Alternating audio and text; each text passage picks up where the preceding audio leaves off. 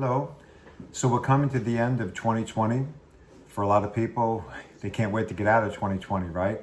But what I like to do at the end of the year is look back at the year and see things that, maybe I want to make some changes on in my life. Maybe I want to make some adjustments. I believe in New Year's resolutions. I think they're good. They're good for me because what it says is that I want to be better. There are things that I know I need to change, maybe do some more things, do some less things, whatever it may be. But, looking back at 2020, there's no doubt about it. It was an unprecedented year for so many people in so many ways. Social distancing, quarantining, isolation, sheltering in place, all of those different things, they've become really all too familiar phrases for us, right? Too many people that we know have become sick because of COVID-19. Sadly, too many people have died from it as well. But no matter what's going on during these terrible times, what we do have to recognize and realize is that God is with us.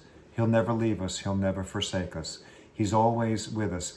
But it's important that we look at it personally and that I say, God is with me.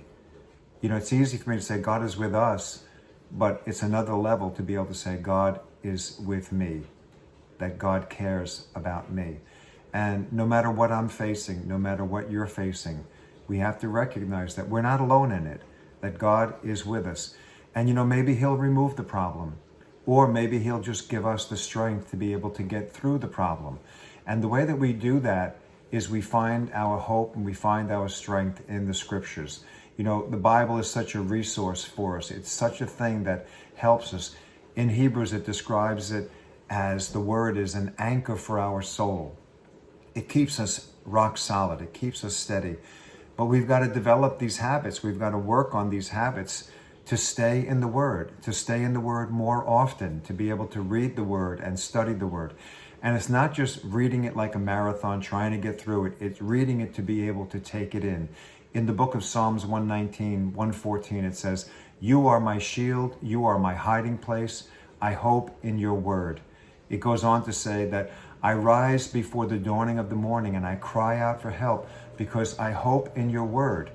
And finally, in the book of Hebrews, this is taken from the Passage translation, and it says, "We come closer to God and approach Him with an open heart, fully convinced that nothing will keep us at a distance from Him." So wrap your heart tightly around hope, knowing that God will always keep His promise. I pray today that you will be filled with the hope of God and that you will recognize that that hope is right there for you and that God is still with you no matter what you may be facing. Hope and trust in Him. Expect that God is going to help you in your life no matter what you're facing. God bless you.